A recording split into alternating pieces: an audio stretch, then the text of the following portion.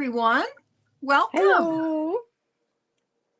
Hi. So I think yes, here we are. We're live now. we're live.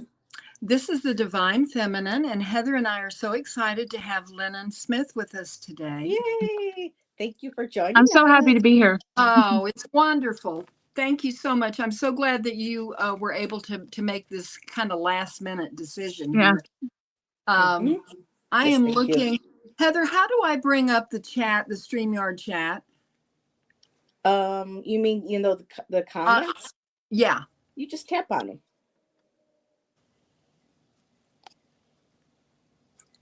Let's see. I don't know. On the side? Yeah, go into chat. As you're looking at chat, go ahead and tap on a comment that you want to share with all of us. Well, I'm not getting any comments. That's what I'm saying. Is anybody commenting in chat? Well, yeah. I mean, there's Ange is here, and Flowing, and Mariah, and Lexi is here, and oh goodness, Lexi and Flowing are both in bed. I guess they're both still sick. But I was looking. It says comments. Okay, I don't know if you're looking at StreamYard, Nancy. You should. Can you see the conversation on the side of your screen? No, I just have comment banner, example banners. Yeah, but you don't see it, the chat conversation. No. Tap on there it is. I found it. Tap on comments. There you go. Okay, now we've got that taken care of. All righty. It's so nice. And yes, thank Maruta you just for joining came us in last minute. We Yes. appreciate that. So and everybody, thank you. Nancy and I, we all met Lennon through Ange. So thank you, Ange, for bringing Lennon into our community fold, so to speak. And I'm just going, Nancy, I know I said you can run the show, but we're just going to open up the floor. Was there anything, Nancy? Heather will be quiet now and let Nancy host because she's the host today. Well, no, I mean, we're just, we're all in this together. Even everybody in the chat, we're just all in this together, and we want to learn more about Lennon. And I have her book, and she has other books. I do want to order. They look really fun, Lennon. Thank you. So it contains I'm your artwork in excited it too, right? So tell us a little bit about yourself. Well, I've pretty much always followed some form of divine feminine. So this show and meeting you guys is pretty perfect. And I've been on YouTube, just celebrated 5 years on YouTube. So that was a big milestone for me. Congratulations. It's just crazy to think about. And I've made a lot of good friends like Ange. And I feel like, she's always unlocking me and, shouting me out and stuff. So she's really the word of mouth priestess for me, and I just love her to death. So I'm so glad that I get to meet all these new people and things like that.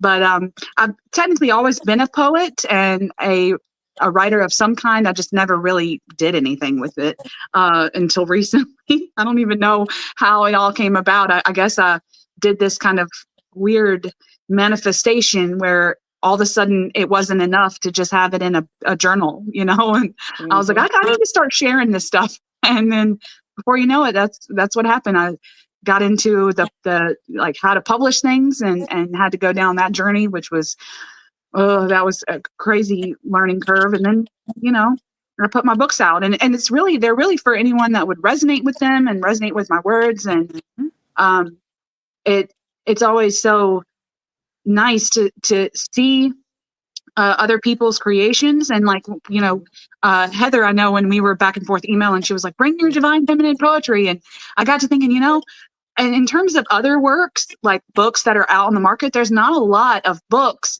per se on the actual divine feminine or the actual dark feminine or any of it. And I got to thinking, there's not a lot on the market, hence the reason why I put my book out.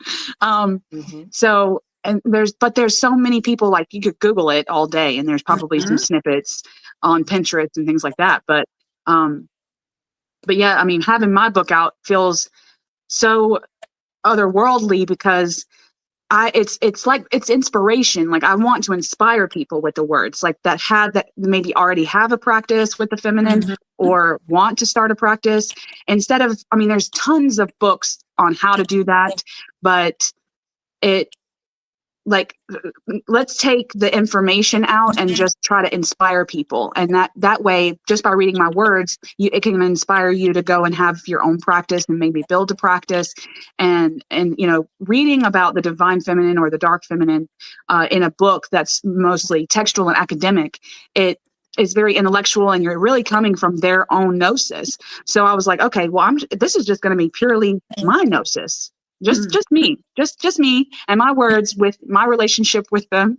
And hopefully that unlocks people's imaginations and intuitions a little bit more, because then they won't be so rigid with themselves about, oh, am I doing it right? Am I doing it wrong? Oh, I'm not doing it like this person says in this book. And I was like, nope, we're going to cut all that out. Exactly. And I'm just going to give you my poetry, and hopefully that takes away all that pressure.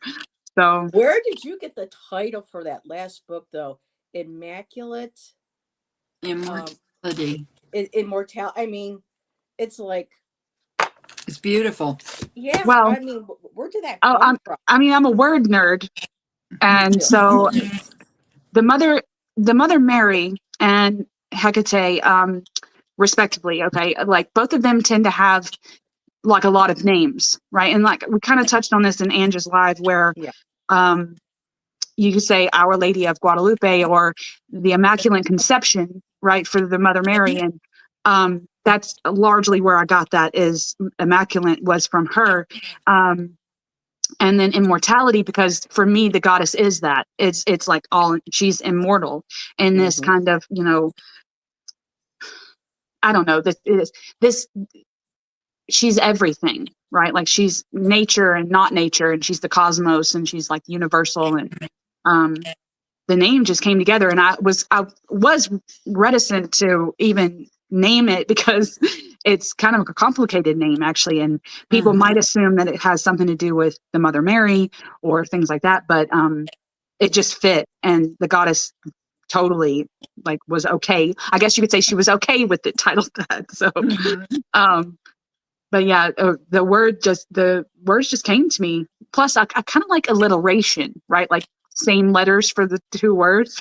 I have a thing about that, like two eyes. So but yeah, it just ended up being a beautiful experience to name the book and to name all the poems, because every single poem is a name for each goddess that I put. So so crazy the whole experience. And I love doing it, and they still fly out of me, poems, channeling it and channeling the words. I feel like the divine feminine speaks in that language, in that kind of rhythm, if you will. I think she has a rhythm.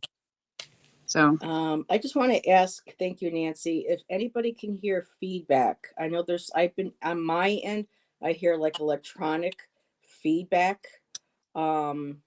And I don't know if anybody in chat hears that, or if it's just something I hear on my end, because I want to make sure that we can hear Lennon very clearly as she's talking. Nancy or Lennon, do you hear any like static feedback? I don't. Do you, Lennon? No, I haven't heard anything. No. Okay, I just wanted, because I'm hearing it on my end. No. Okay, so what I think I'm going to do is I'm going to leave and I'm going to come back. Because I'm hearing it really strong on my end. So I may just have to go out and come back in. So I'll be right back, ladies. Okay. Lennon, I am so pleased that you chose purple. Yeah. Yeah. It's so regal, and it's just, I don't know, it just is, and the picture, it's absolutely beautiful. Did you draw the picture on it, or it's an image from? Well, no, all the images, I made the cover myself. I took each of the images and I placed them where I wanted them, but they're all like public domain of of Hecate. So, but yeah, purple is so regal. And I was contemplating, because I was like, okay, what color is the goddess? Like she could be any color, but so many people associate purple to her, and then associate, like you said, regal and royal and stuff like that. It had to be purple of some variation, and this dark purple ended up being the perfect color, and it just matched. Now, again, like I put Hecate in the front, but it, just because I wanted people to immediately know that this was about the goddess and about the some form of the divine feminine. So, purple goddess, made a mother crone. But yeah, purple was definitely a conscious choice. Purple. Dark yes, purple, yes. indigo. Yep. You chose wisely. My colors, yes. Are you hearing any more feedback, Heather? I am. It might be just something on my end with because every now and then I have to like restart my iPad, but I'm okay if it's not bothering anybody in chat or anything. I'm good. Does anybody in the chat have any questions for Lennon? Yes. And while we're waiting, was there a particular poem, Lennon, that you want to start us off with that you would like to share of yours, or did you? Because Nancy and I wrote a couple, or brought one, so we didn't know if there was one of yours from your book that you wanted to share. I mean, I could read them all day. I mean, I didn't write any. I could have. I guess I could have, but I do. Book. I mean, I could just flip to a page, I guess. Now, the book has chapters, so they each has faces of the goddess. Excuse me. So, I mean, would y'all have one in mind? You have a particular one in mind? No, hold on just a second. I had, I have not read every poem in this book yet, but let me see here. And if there is one that is, a favorite of yours that you want to share, I mean, it's like, being an artist and being a writer, choosing your favorites, like asking to pick your favorite kid. They all are. I mean, I feel, oh my gosh, I feel that way with my synthesis oracle books. They were so fun, and I like the kind of bigger set drawings, because it was technically a coloring book, an oracle coloring book. But I was trying to pick my favorites, like when they first came out, and I was like, no, they're like all my children. I love them all. I do have a couple of like with Post-it notes in them, so these must be some form of favorites. But I have one for Hecate right here. And just start us off with that one. All right. Okay. Maybe we'll conjure Bobby now that yes, because our fellow reader Bobby, he's a devotee of Hecate or Hecate. Yes, and Ange wants to know if you have any more deck creations in mind. Ange, you're always inspiring me.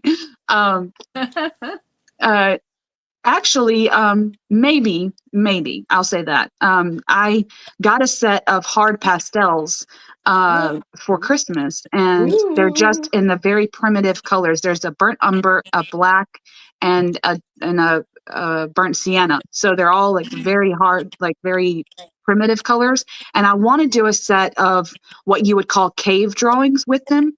So they will look like the Alaskan cave paintings of old, something very ancient feeling, something very raw. I did burnt offering, which was that's very reminiscent of that, with crayons and pastels and just scratching the images into the paper. But I want to do something even more primal than that, even more primordial. And I think that I want to do some kind of like cave drawings, like something ancient feeling. So when you said that might be something in the works in terms of decks. But for right now, I've got 4 poetry books coming out this year, actually. So I'm writing a whole bunch of poetry. I actually just finished writing. I'm in the editing stage of the book that's coming out in February, and then I've got a couple more coming out throughout the course of this year that I'm actively working on. So right now I'm just the poetry's flowing out of me, so I'm getting it all down on paper. But yeah, there may be at least one more idea for a deck coming. But and on the note of Bobby, he actually contacted me to be interviewed on his channel too. So that worked out. Yeah, so we're in cahoots in the emails too about maybe setting something up for late February or March. yeah, he contacted me and said that he was a dedicant of Hecate, and that he wanted to interview me with the 22 major arcana questions. And I thought that was awesome. So we'll set something up for that too. So I did that last week with him. You will love it. He is such good company. yeah. Yes. Yeah. And he's so Wonderful. sweet. I watched, Ange sent me the one that she did, and I watched theirs. And he, like, the questions that he comes up with, you know, you can get kind of raw and vulnerable with him, but he's such a listener, you know? He Yes, feels like such a he listener. just he makes stuff just ooze out of you. I told him he's the Barbara Walters of tarot, Yes. interviews. So okay, we'll let you read. Yes. So anyway, well, okay, well, I'll read this one to start us off. The Hecate one. She who sees all paths. Radiant reflections be the path of all truths. Scour the unearthed for sights divine into the shadows. Follow you down rocky terrains. Radiant reflections be the paths of all schemes. Rummage the grounds for painted eternals into the obscure. Follow you down shaky domains. Radiant reflections be the path of all gospels. Forage the gardens for woven infinities into the mysteries. Ooh. Oh. If Bobby is the Barbara Walters and Ramon is the Larry King of tarot too. Yes, because Ramon has one called In Orbit, where he does something very similar, you know, but they both have their very own unique styles and ways of approaching, you know, conversation, interviewing people. So I never thought of that, Tom. That's good, but that's beautiful. Lennon, would you read The Bone Woman? Oh, of course. I love that one. I love that. I love that. After reading Women Who Run with the Wolves, La Loba spoke loud. Okay, like loud. Like I had to incorporate her in my actual practice, just as something that has always been there. And her story just grabbed me and would not let go. And I get chills. I got chills writing this, and I just love it so much. So I'm glad you asked me to read this one. Yes. Yes. And this would be the book that Lennon is talking about. Yes. Women Who Run with Wolves. I have that. I went all of 2024. I went through the entire book and like analyzed it chapter by chapter, and all of those lives are on my channel. So if anyone's reading the book and like is kind of like, oh, you know, this chapter's not really, you know, so I did a, you know, kind of a live thing where I kind of analyzed it myself, and it was so fun. I loved it. And I can finally say I've read the thing cover to cover, which is a feat. Yes. Okay. Because for so long, you know, like for so long, so many, they just like bibliomancy it and they don't really read it cover to cover. Yes. And I was definitely guilty of that. So I was like, you know what? I'm finally going to do it. And I did it. And I can say that I did it. And I'm so excited. So, but anyway, yeah, the story of the Bone Woman is she's basically the old woman. She's ravaging the desert and she's picking out the bones, and then she has to sing over the bones at her bonfire. And then the wolf like is conjured in the fire, and then it becomes the wolf, an actual wolf, and then it runs down the valley and becomes the wild woman, which is the wild self within. So this is the Bone Woman. Hidden in the soul, buried all alone, collect the swag in deserts strown, sift the mountains, comb longings lost, find the bones at all cost, assemble the wolf, swirl the dust, heart beneath ribs, full-bellied and trust. Sing over bones, still and sedate, words untroubled, deciphering the fates. Drumbeat steady, shaking sandy shores, with roaring cackle, pounce from the core. Magic in marrow, fangs in shadowed maw, flight from fire, landing on paws. Creature transformed, laughing as she runs. Wild woman awakened, never to be shunned. Oh, I love that. That's beautiful. That's beautiful. Oh my goodness. Whew. I have an oracle card with this image, and it kind of, when I read that poem, it brought this card to mind. It's Stories of Your Bones. Yeah. Nancy, What are you oracle going to deck is share? that? Huh, pardon me? Oh, it's let me get the box here so you can see it. It is by Catherine Riles, Phases and Forests, and Ooh. it is inspired by the plants and nature of the Blue Ridge Mountains, and that's where I live. So in Western North Carolina, so I really wanted to get this. Oh, we're And so close to each it's other, Nancy. beautiful. Where are you? I'm in Georgia. Oh, okay. Well, I'm west of Asheville, about 20 miles from the Tennessee line. Okay. Yeah. Everyone's neighbors except me. I know. Oh my and goodness. this year I'm going to be even further away. Oh my goodness. And we've got did someone say shenanigans? Shenanigans, that's Britt. Us? Yes. Hi, Britt. And look at Ange saying magic in the marrow. Yes, yeah. Ange, that's exactly what jumped out at me. That line. That's amazing. I have so many people. I just opened the chat to, like, you know how they say top chat or live chat? I always get consumed by the top chat and I kind of miss people. Yeah. But there's so many people. Yep. Yes. Hi, everybody. Yes. I hope everybody will go over and subscribe to Lennon's channel. And also, you know, if you're not subscribed to Heather's channel. But I think everybody in chat, yeah. Yeah, I would imagine so. But we have a nice gang that comes in. Yes, yes. Yeah. Heather, did you have any poems that you wanted to share? I did, but did you want to go next, or did you want me to go next? You go next, and I'll bring up the rear, and then we'll see if what else Lennon has for us. She could be our red caboose today, right? Yeah. She's all in red.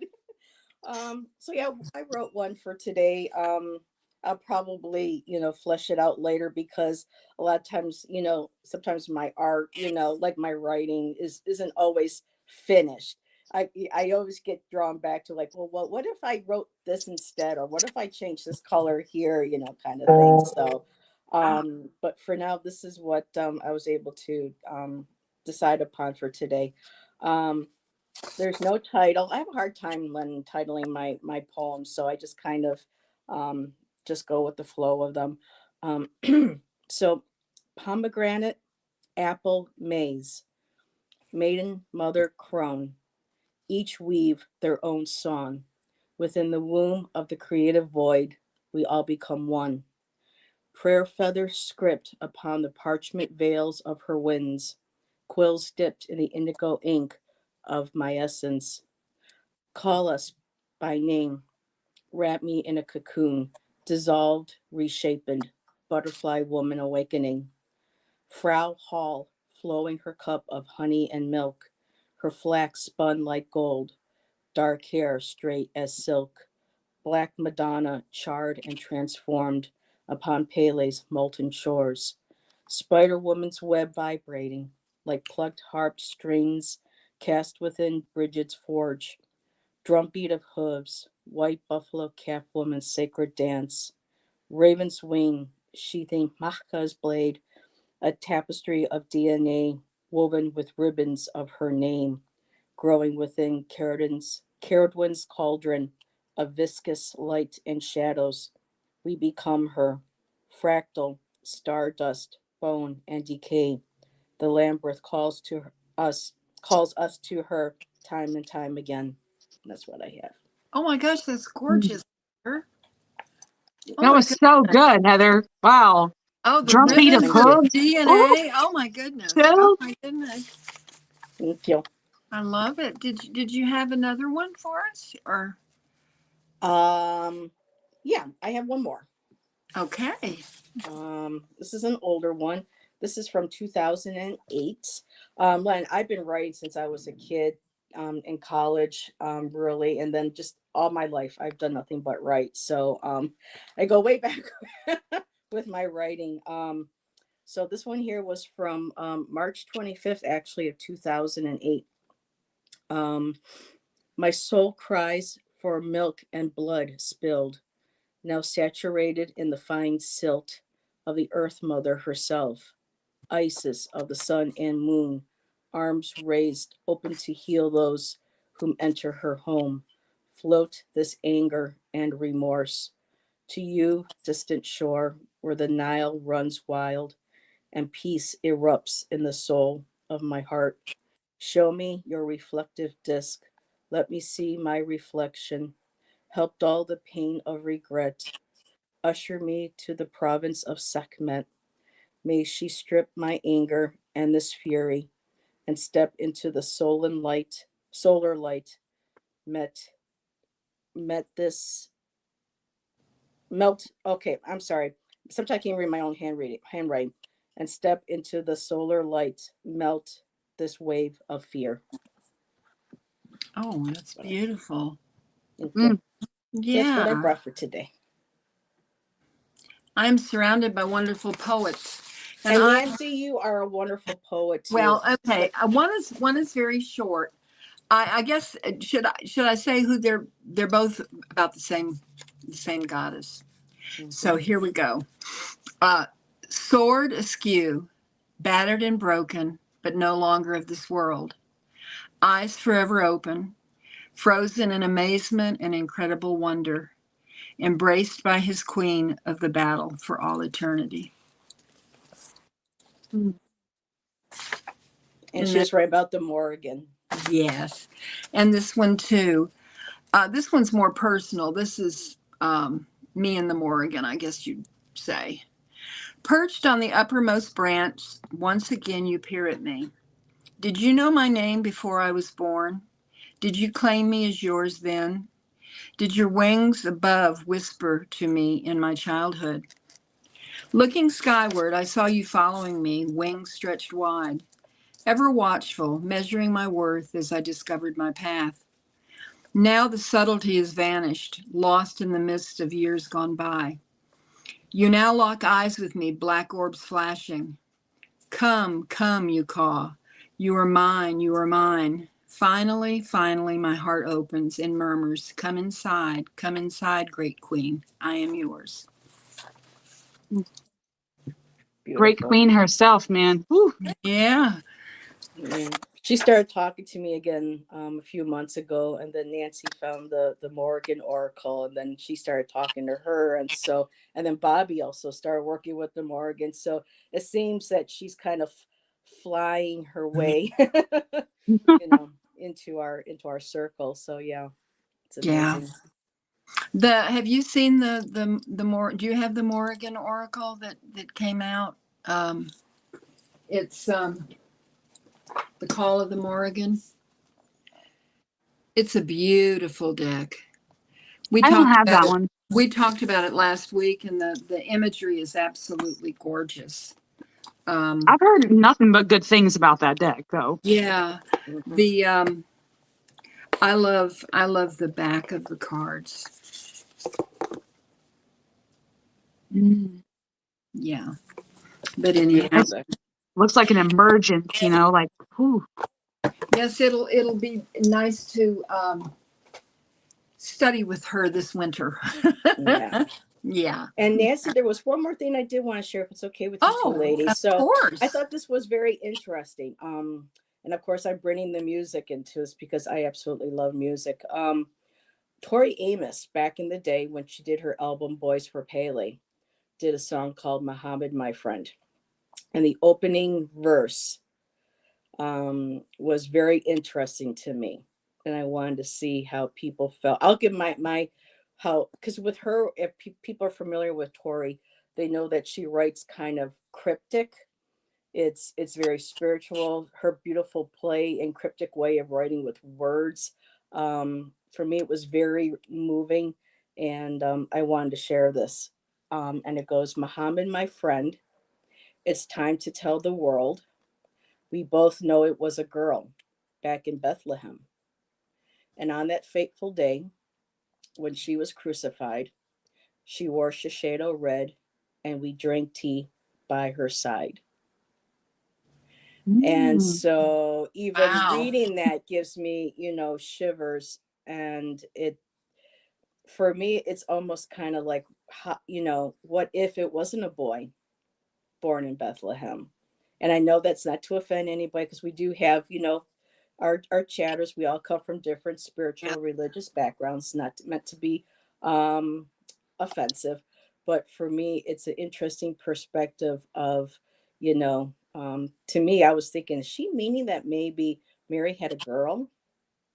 And, you know, and she was the one, the goddess that brought light to the, you know what I mean? So Yeah. I was very, that just jumped right out at me for today's show. It Oh did over yeah. the That, weekend. that's amazing. And I was just curious to see what you ladies thought, that, you know, what your interpretation, if you were to hear that opening song, what that would be. And people in chat too, you know. Um, and if you don't, that's okay. It was just Well, you something know, No, that, no, that it makes me think, you know, I mean, because so much of history was changed, you know, hmm and in many ways, you know, so much of it was lost because of fear hmm of the leaders at that time, you know. And I love going back to the ancient times when the women had such power, you know, and they uh and that's coming back and but look how long it's taken. I hmm know. and we're Look still how long fighting. it's taken. Yeah, and but you know, the divine Let's masculine come a lot is, you further. know, just so important as well. You know, I mean, it's not just hmm the divine feminine, but you know, it makes you wonder, you know, all the things that we've been told, not necessarily from religious standpoint, but you know, how much of it is true. You know, it Right. makes you wonder. Yeah, Yeah. makes me wonder. Well, Not to say and that it's you. the same thing we would do to like when we personify, you know, like I personify death as a she. I don't know why, but Mhm. death is a she to me, Yeah. and it and the same thing could be said about the goddess herself. You know, like when the Bibles and the sacred texts of the world say he, you know, what Mhm. if it was because it was a, a a man writing it and he was invoking the god or the goddess and the Mhm. divinity, and so the divinity would almost mirror what they were and what they felt. So Mhm. by me following the goddess, if she's a mirror of me, she would have to be a she because I identify that way. And you know, like when people say the devil, know that there's like a hard rock song out there that calls the devil a she, that says, you know, I met the devil and she said this. And I was like, wow, like people personify the devil that way too. Mhm. And Yeah. because the devil is well, it's an internal archetype in my opinion, you know, like it's not, Mhm. I mean, the devil, not Satan or Lucifer. They're all kind of different. Mhm. But yeah, I mean, personifying anything as she puts some kind of like Nancy was saying, this kind of matrilineal power on them. You know, back when we were, uh, you know, wearing our babies on our fronts and like in this village and village mindset and stuff like that. Mhm. It's very powerful. Yes. Yes, it is. And I saw someone in chat. They said, was it Jesus or Jesus us? You know, that sounds. Yeah, there's us. No, Ange. Ange Huh. said that. Yeah. Yeah. Yeah. hmm Yeah. Interesting. Food for thoughts. And again, it's not to offend anybody. It's just, Oh no, for me, I no. think it's important just to keep an open mind and remind ourselves from time to time that, you know, these all these texts and things were all written from a lot of them a male perspective. And someone could say, well, then you're looking at it from a female perspective. Yes, we are.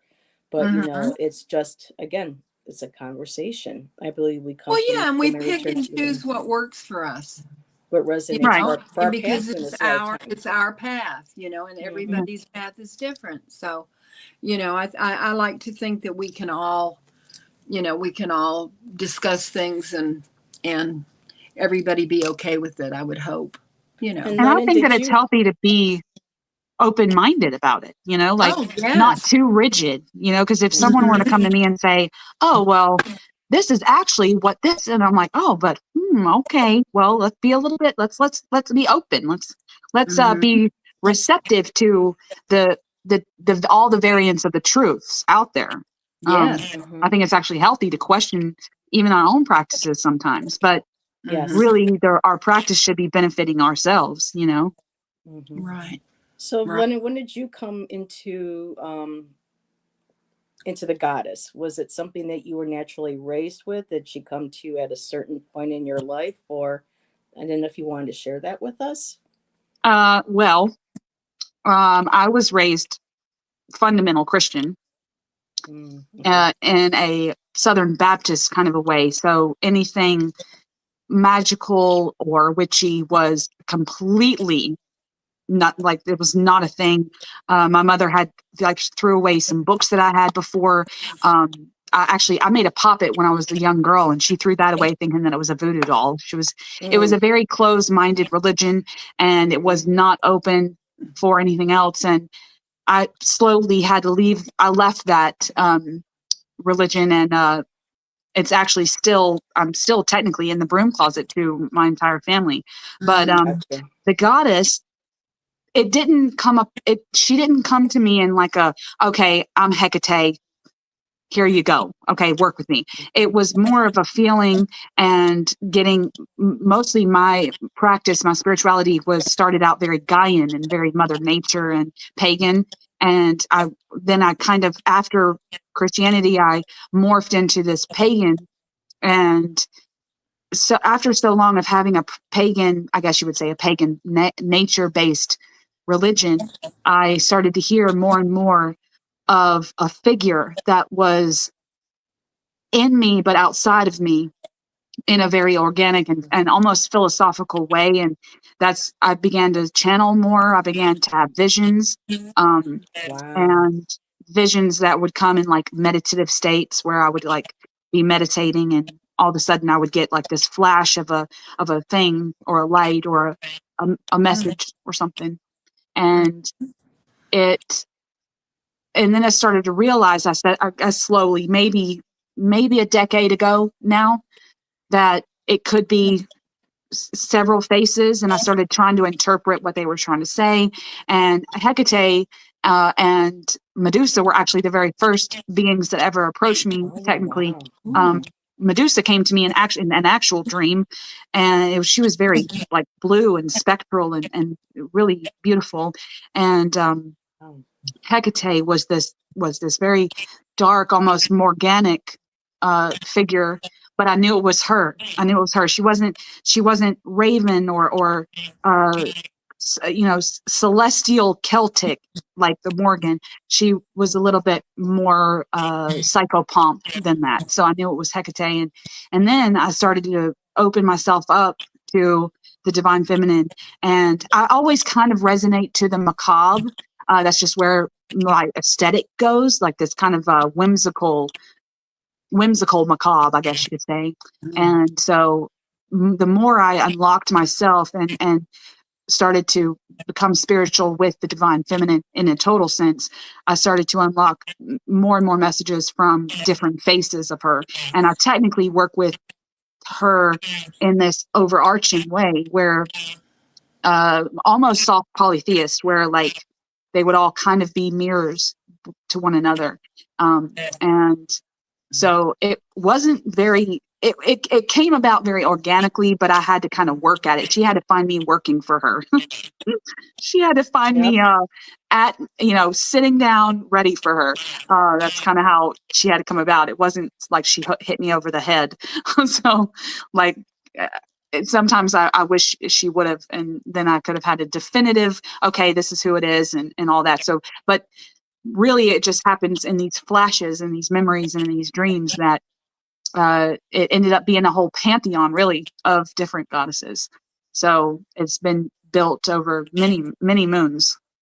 So Wow, that's beautiful. When I grew up, I was raised Catholic, and so I've always had the goddess. Mary was always there. She was with me there since a child, and so when I left the church and discovered paganism, um, I was so open to the goddess. But then I had that trouble because, first of all, my Catholic Christian friends and family, didn't like that I was going talking about the goddess and associating Mary with the goddess, and then the women that I met that were in the pagan circle didn't like that I was considering Mary a goddess. So I was kind of stuck, kind of in that there is a vibration. So I was kind of stuck in that. And so but I've never wavered. She's been with me. She looks over me, and she's guided me to different goddesses. So she's kind of like one of those spirit guides, motherly patrons, or whatever that watch over me. But she really truly helped me, when I crossed over into that new way of believing. So, or spirituality. And people said they are hearing some of the vibration and the kickback. I'm so So sorry. I don't hear it. so hopefully it'll calm down a little bit. So Yeah, not too we are at distracting. Yeah, yeah. so we are at 5:42. What else did you want to share, Lennon? The floor is all yours with whatever you would like to Yes. share with everybody. Me? I'm sorry, I was looking at the chat. Well, we always like make sure our guests, have the floor and share what they would love to share, and Yeah, yes. Well, I was actually, I mean, you said, I was going to ask a question. Are you a dedicant of the Mary, technically? She has been with me. I haven't fully dedicated, but she's around me. I have, I have statues. I have, some rosaries. I have, oh, I have, holy water from, Lords, but I don't want to I know it's like right now I've got a lot going on in my personal life. I have for the last 3 years. Um I'm in this middle of transition where I'm moving cross country in a few months. And so things are going to be there's a bit of an upheaval. And so, when the Morgans are coming through, I've always been, or any other goddess really that's come through, for me, it's always kind of felt like, I always felt like I felt guilty, if that makes sense, because it's like, well, she's been here and now I want to work with another goddess or a divine feminine aspect. But then usually when that happens, I feel her energy retract and the other one comes through. So it's kind of like her telling me it's okay from now and that time to time. She lets me know that she's still here and that when I need to connect with her or when I'm going through something in my life, um, she's present for me here when she needs to be. But to fully dedicate myself to a particular goddess, I really haven't. I've just learned about different ones. I've kind of, gone through exploring different ones, but I would just say Mary's the one that's been here my whole life. And but I just turned 54 and I'm making a major life change this year. And who knows what this new home and this new area and this new energy, what that's going to be able to provide for me to develop further, spiritually, Mhm. with my art, with my poetry, with my channel, with my readings. So, yeah, it's kind of, it's like the fool card. I'm on that precipice right now. Yeah, yeah. I really am. So, so maybe a dedicant, maybe I am and don't realize it. Well, I I was know just wondering because I'm not technically a dedicant of any of my goddesses either. Like I mm, make offerings to the faces of the feminine that I work with. mhm, And I do, of course, write dedicational poetry. I do devotions. I pray to them in whatever way that is I feel in that moment. But technically, I haven't dedicated like. I would probably say that if I am a dedicant of any of them, it would have been Hecate. But so many of the other ones, I made this. Like I had this thing once where I had to make a video about it years ago, actually, about the goddess that I need. Right. And I used this kind of like Bonnie Tyler song, like, I need a mm. hero. I need a Holding out goddess. for a Like, hero. Yes. Footloose. Yes. I'm sorry. and I had to use that because That's it. I needed a goddess. And I've always wanted, I always knew I needed her, like a goddess, but I came up with like things that I needed from her. Right. And I needed certain attributes. I needed certain, she needed to be of creativity and of war. And she needed to be feral, like a wild, there had to be a wild madness about her. And there's not one that had all my attributes. Right. So I kind of had to morph this kind of egregoric goddess and figure out which faces of the divine feminine fit all of them. And so I would pick Hecate for my psychopomp and the catabasis going into the underworld and lighting the crossroads, lighting the way with your torches, lighting the new path. Or, you know, or a Rishkagal or a Nana could do that, you know, or one of the other ones. And sometimes throughout the year, I would need my crones because the crones are like my favorites. So, and Baba Yaga's actually been with me probably my entire adult life. And she's a crone, you know, she's a crone-like figure. And she's been with me since, well, actually probably before my adult years, because I think she was with me when I was climbing trees. I climbed trees every day of my childhood life. And she was in the trees with me, I feel like now, looking back in hindsight. But there's the Baba and there's the Kaliak, and there were so many faces. And then like they each had their own thing that they were doing with me. But there wasn't ever just one that could do it all, could do all of those. And I mean, I'm sure that if I picked one, they could, you know, like I could be like, okay, I might be able to find an obscure story where that would make sense, but I didn't want, and shoving them in boxes is not something that I like to do anyway, because they're probably not going to like that. So yeah. I needed to have like this kind of pantheon, like I said, and instead of just dedicating to just one or maybe just two, it never really fit. It's like when I look at my magic space or my magic practice, or when the words flow or something like that, I can't ever always pin down who's saying it, and until I get down to to their essence and sit with them a little bit more. And they all kind of speak. So yeah, it's become a wonky practice. And sometimes you get kind of that self-doubt, like you were saying, Heather, like where you're like, okay, well, I'm not a dedicant. So does that mean that my practice isn't as, nurturing and isn't as real, because I'm not a dedicant. I don't follow them in the way that so many people talk about.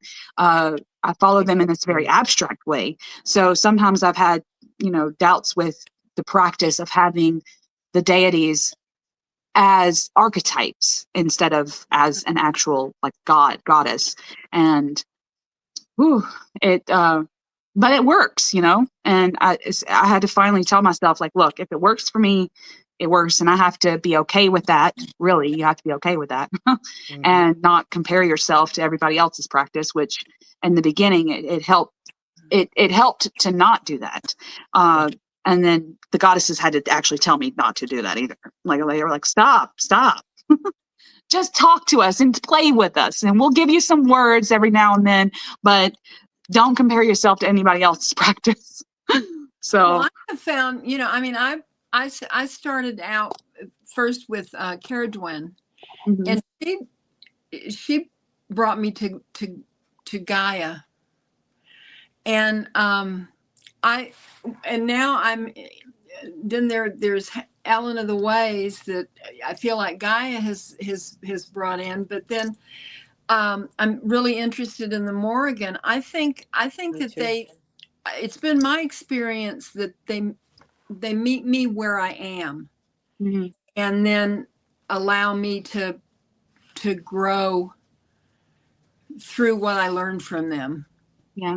But I have not like dedicated myself. I mean, I love Gaia. Yeah. And she has my heart. But I think that, as we not move through goddesses, but as we learn more about goddesses, they all have something so important to teach us.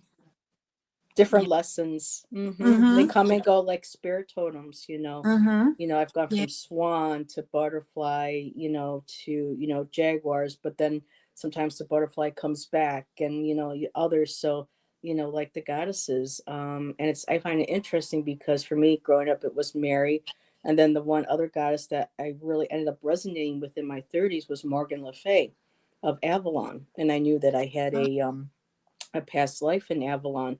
And then that, then that resided back, and then I went through some changes in my life, and now Morgan, or the Morgan, or Morgine, is coming back, and they're also slightly connected or have similarities to Morgan Le Fay, but I'm finding it interesting that each of their names begin with an M.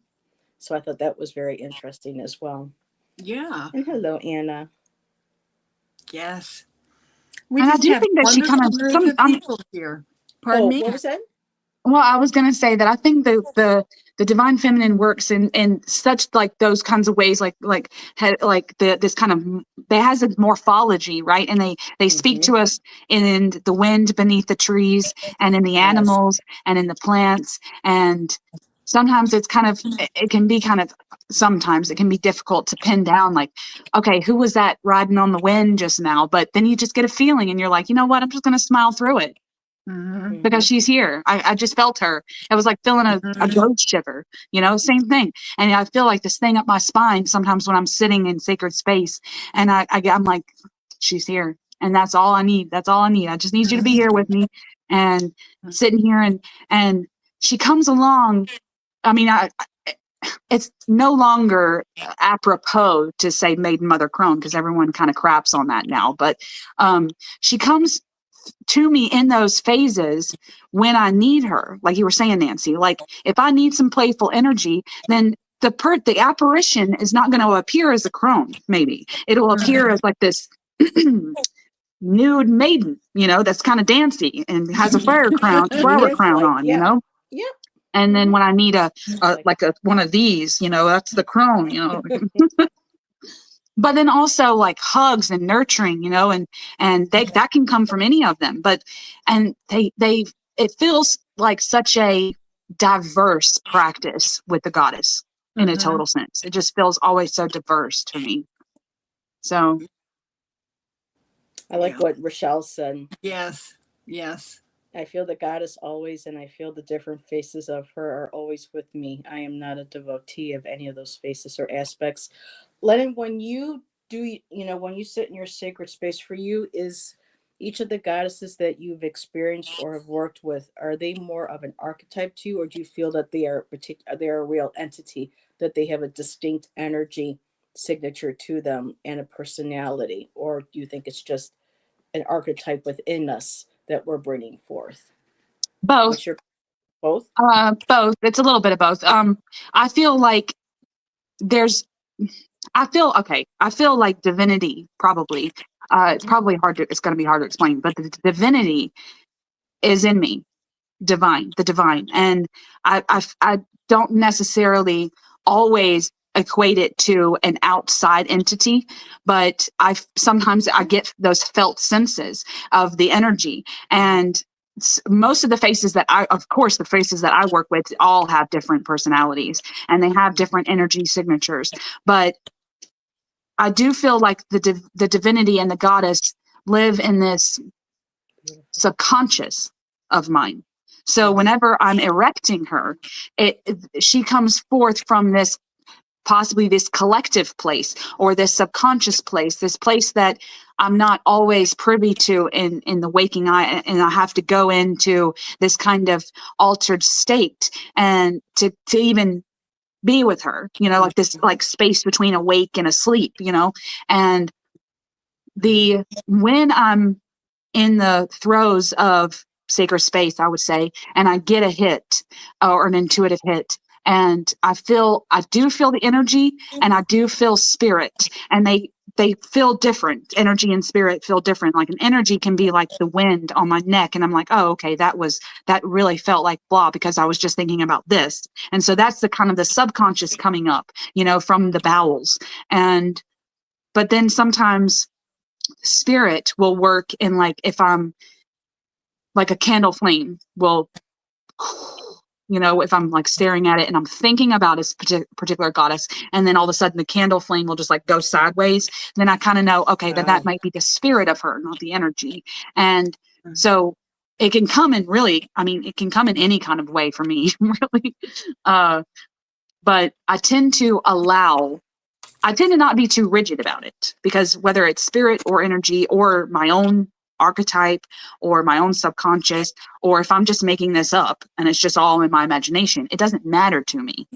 Like my whole objective with working with her is to be receptive to her and to be open to her, and for my arms to be open, and for my mind to be open, and for my to come at it from a place of acceptance and love, and like this imaginative, wondrous, enchanted place. Like that's the rub for me, is that I want to be enchanted by it, and I want to feel the wonder, because it's not, sometimes people get that, like this childlike wonder. They like, oh, well, I was told all the time as a child, like, oh, this is just a phase, you'll grow out of it, and it's not. Imagination for me, I never grew out of it. So even if it was my imagination or energy signatures or something, it doesn't matter to me, because it's like that's part of the practice. So I don't know. How do y'all feel about that? I think it's beautiful. We all experience divinity in different forms, in different ways. Nobody's path. That's what I loved about paganism. Why I was part of Wicca, but then again too, it became too dogmatic. It was too straightforward. Whereas being a solitary, I was open to allow to experience the divine on a personal path that was my own choosing, and how she, they, him, whatever what wanted to present itself, and what knew what my higher self, my inner self, what I needed spiritually. And having that team up there, even though I don't know necessarily who all the players are, I have an idea, a few of them, but still how they just kind of, again, how we all experience it differently, and how one's path isn't always going to be right for another person's path, and one, like what one animal or one crystal or one goddess might represent strictly to one person may be something different to another. So it's that being able to be open, open-minded, and like the saying goes, now Phyllis Corot is an author. I have one of her books called Witchcrafting, and we had talked about on a show I did a couple of years ago, about the threefold law. Do harm to none, do as you will. And she was like, we shouldn't really even have to have that, because why would we want to do anything that would harm her, his, or their creations? And so for me, as long as your spiritual path doesn't harm yourself or others, or nature, I mean, we're all interconnected, then that's live your path, live your life, follow your bliss. And sometimes it's not always bliss. It's sometimes it gets yucky, it gets bloody, it gets dark, it gets you're that 10 of swords, with all those swords in your back, or that tower, and you're falling out of it. But at the same time, we're all here for those lessons. And yeah. And for me, I resonate more with the divine feminine than I do the masculine. I feel safer with her. You know, there are some male gods that I'm okay with, like Archangel. Well, Archangel Michael's not considered a god, but he's very few male men, of the spiritual aspect that I feel safe and comfortable calling upon. I come from, people know I've talked about this before. I've come from a family where there was a lot of domestic violence, sexual abuse. I had to deal with it with a member of my family. And so for me, and then as I got older and saw what was the truth behind, the Catholic beliefs and and the Bible, that completely shut me off too. And so I, took a class, in college that was taught by a Catholic Franciscan nun.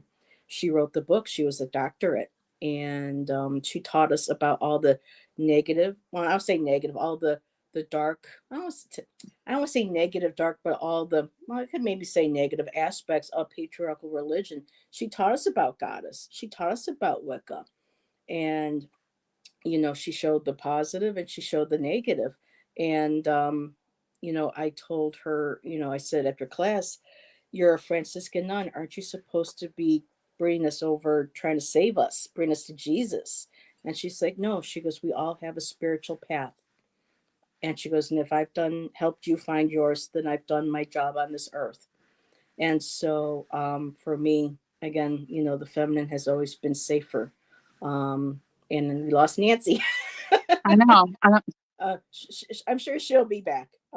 She might have hit something. So perhaps we need more positive examples of divine masculine. And that's one of the things here too, is that some of the things that have been hard is, the aspects of, certain, goddesses that are very dark, very traits that, I don't particularly, like within, within myself, or I see in humanity. But then, if we're a reflection of the divine, we have to be able to accept that. So for me, I'm still learning. It's a journey. Like they say, it's the journey, not the destination. Yeah. And you're back, Nancy. Well, I don't know what happened. Just all of a sudden, everybody was gone, and I wasn't sure what happened. And I bet I didn't do anything. It just must be my internet. I don't know. Oh, I'm supposed to have the really good internet too. So I have enjoyed this so much. Yes, and I have learned. And I think that when we embrace a goddess, and it nurtures us and it helps us on our path, that's a beautiful thing. I mean, it sounds kind of trite, but it's a big deal. It's a big deal to find one that really resonates and watches over you, keeps you in line. Yeah. And it's like when Nancy was talking about the tower,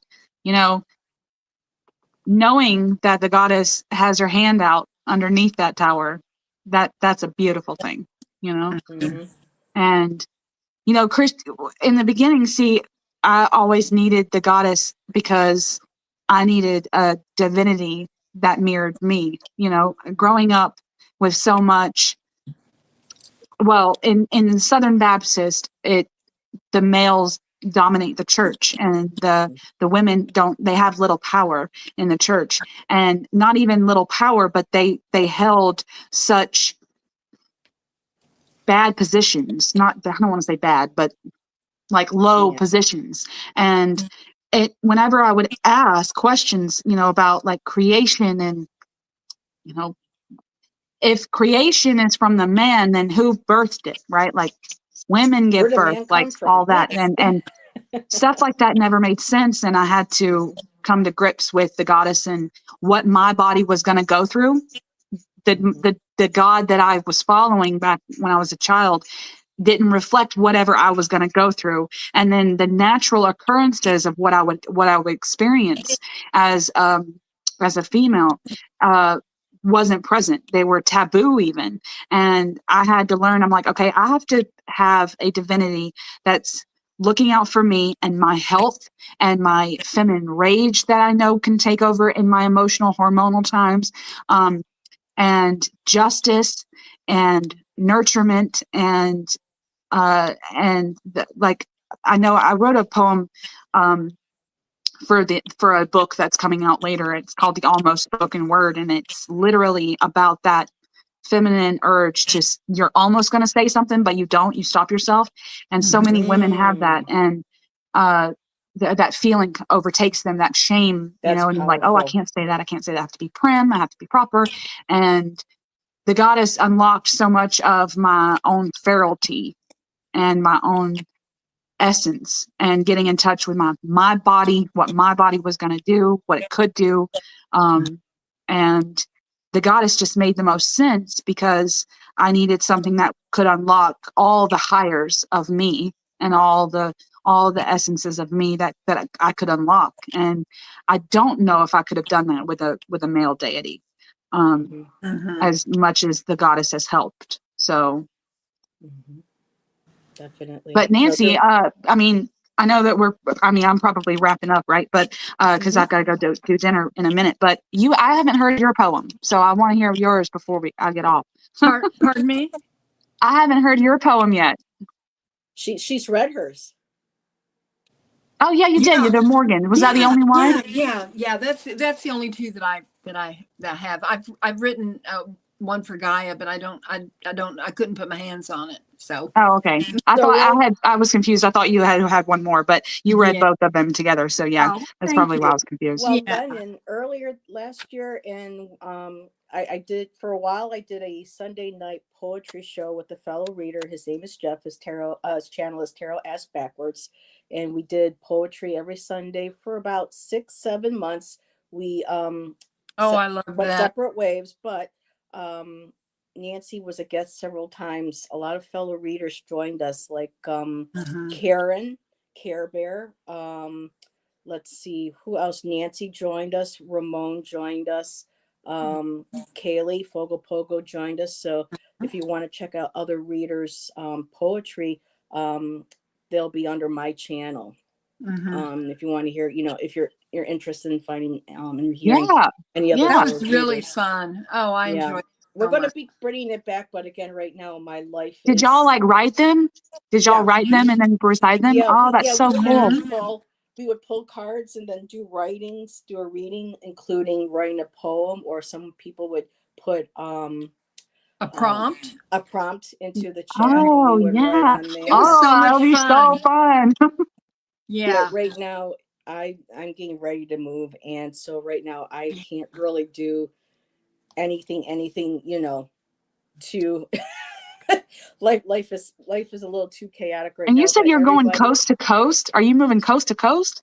Wow, that's Yeah, a I'm in long I'm in way. Niagara Falls. Well, my Shan's from Oregon, so when our lease is up at the end of March, we're fitting whatever we can in my vehicle, having to leave the rest behind, and grabbing our kitties, and we're going to the West Coast. So going to Oregon, where he's from. So big changes this year. So Wow. everybody, poetry will come back.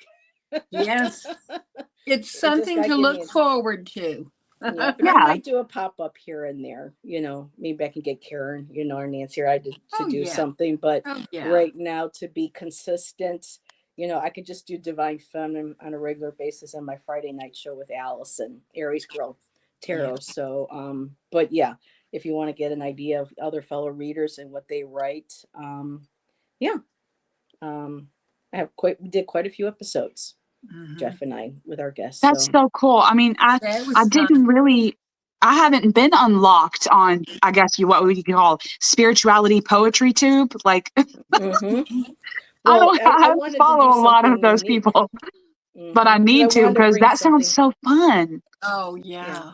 I Yeah. wanted to bring me into my channel because I'm a poet. I'm an artist. I have a degree in fine arts. I'm a painter, and I do other things. So I wanted to bring the art in my channel. I wanted to bring the music. I wanted to bring the poetry. So yeah, lots of different little shows that reflect, who I am. And believe me, Nancy's an amazing poet. A lot of us are really great poets in our community. So it's beautiful. Anna wants to know why you Long moved. story. Long Long story. story. Very long Long story. story. But yeah, and we need for Lennon to be able to start dinner. So, Yes.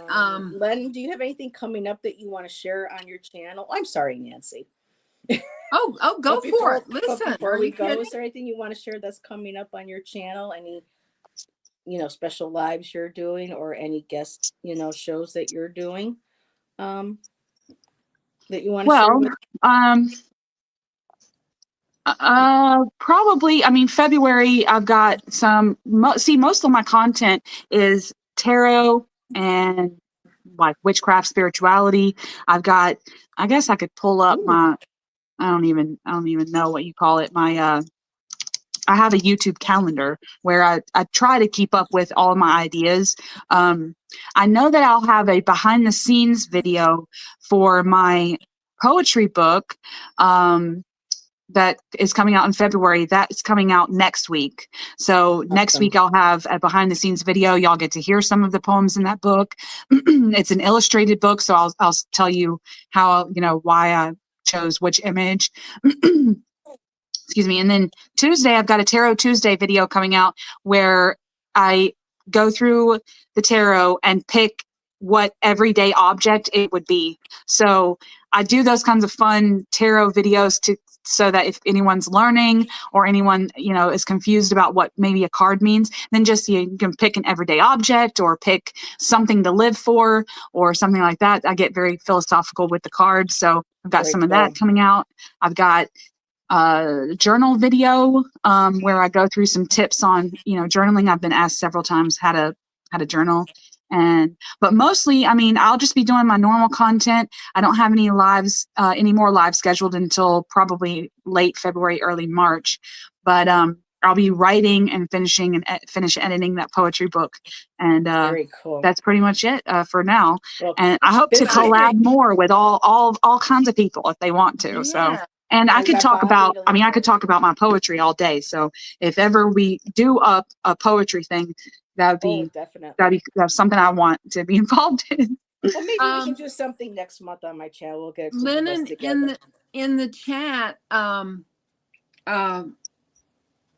don't know if you are subscribed to Moon Scarab's channel, but Ramon has started doing a song for each card in the major arcana. He sings and plays the years ago when I first did my channel, I made a video called Music Through the Majors where I picked a song for all the majors. That I did that about 4 years ago. But yeah, I need to go check him out because if he's singing them and stuff. And I know Rochelle at Amethyst Ascension did it too. They pick out kind of songs.